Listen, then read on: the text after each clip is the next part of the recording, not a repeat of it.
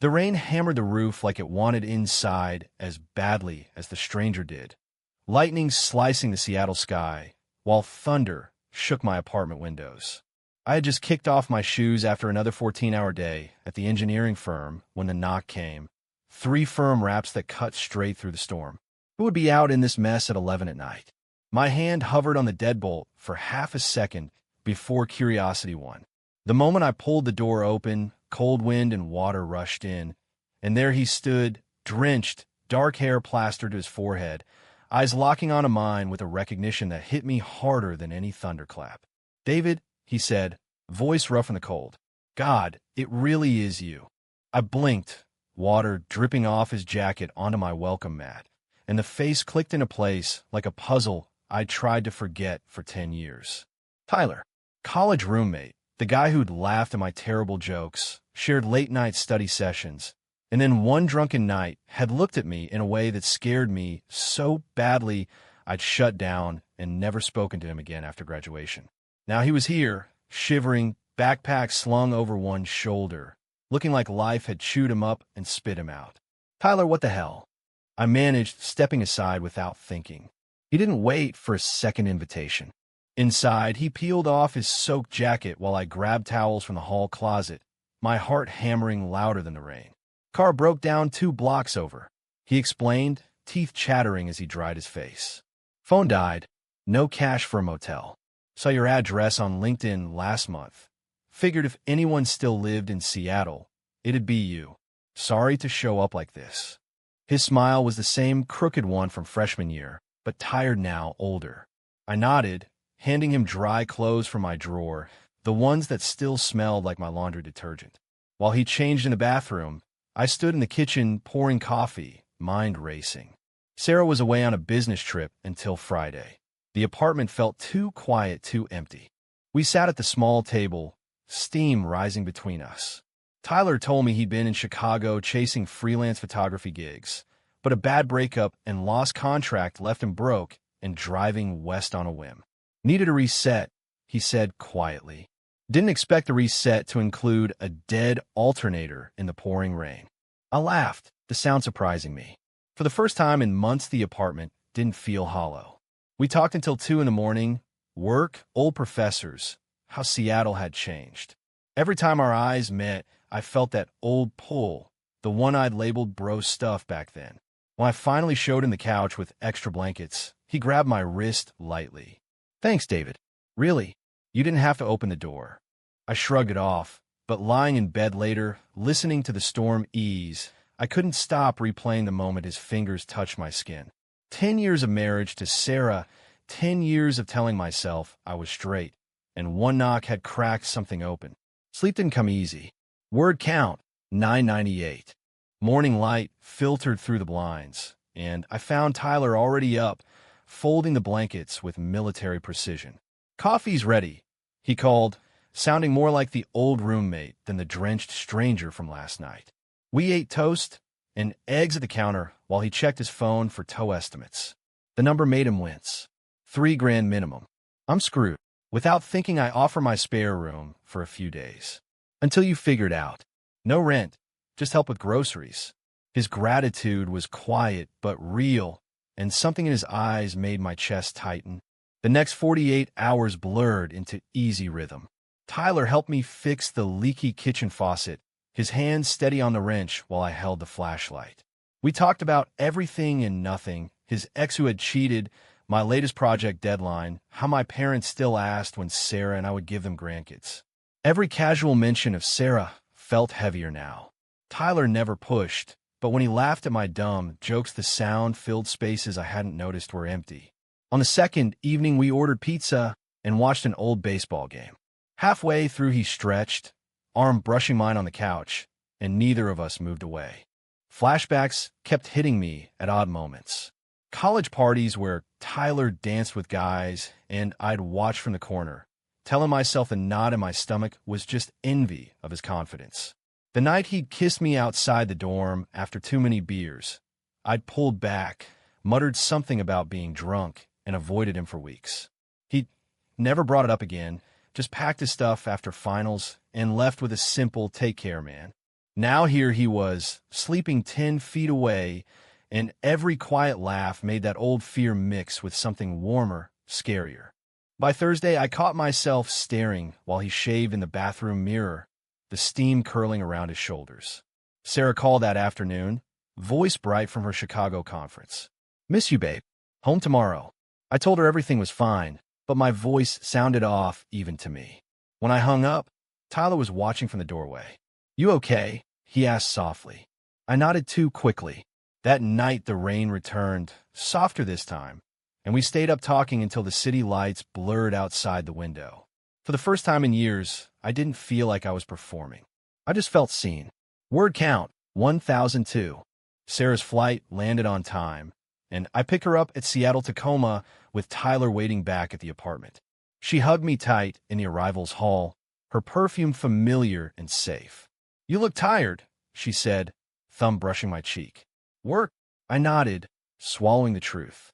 Back home, Tyler had cleaned the place, even bought flowers for the table.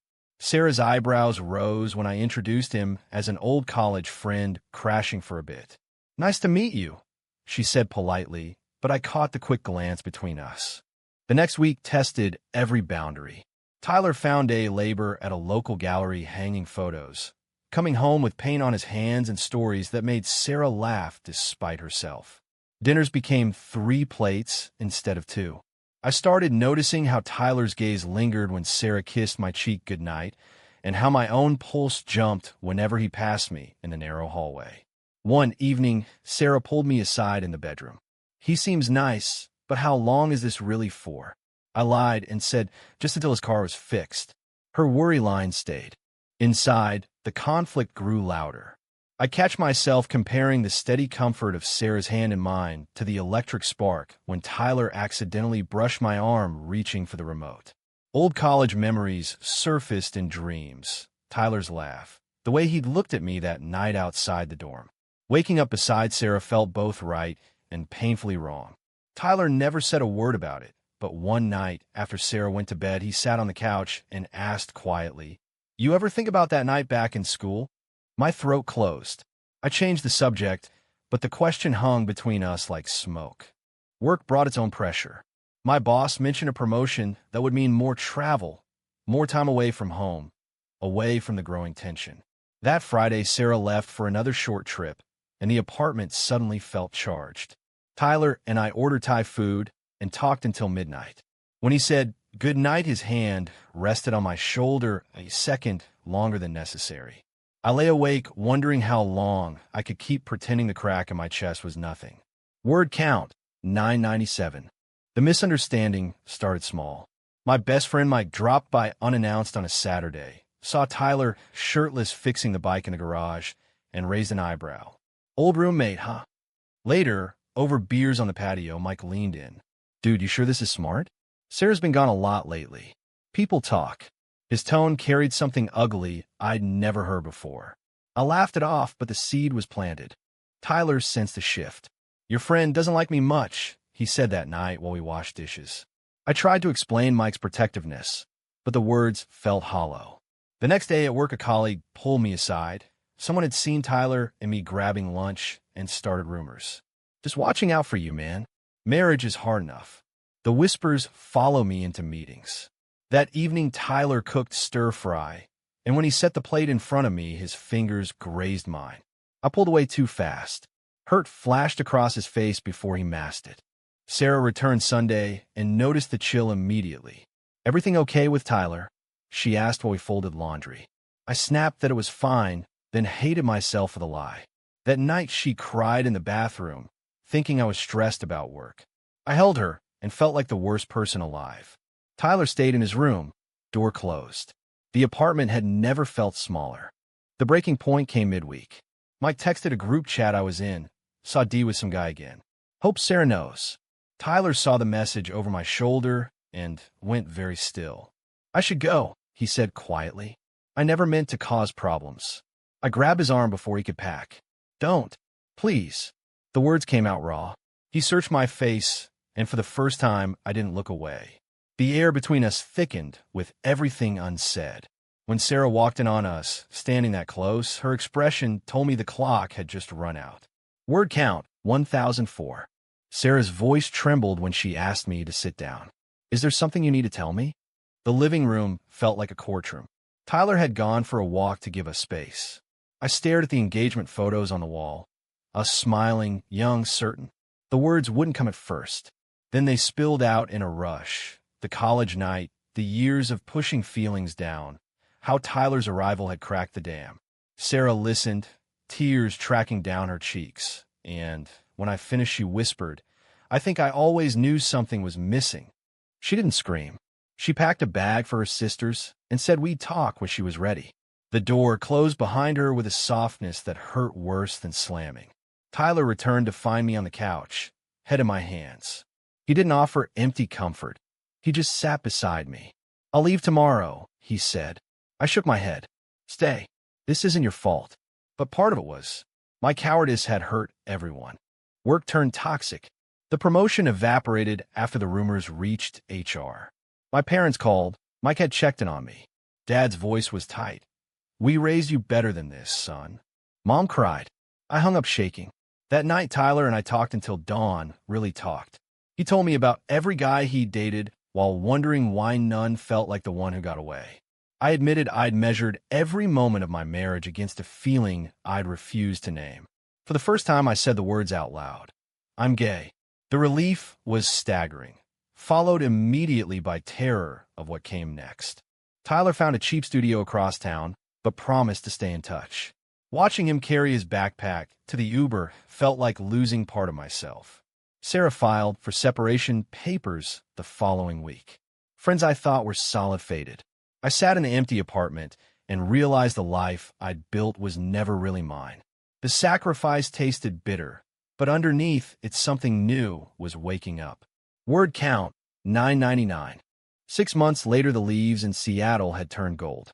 I downsized to a smaller place near the water, started my own consulting gig, and learned to breathe without apology. Tyler and I had taken it slow.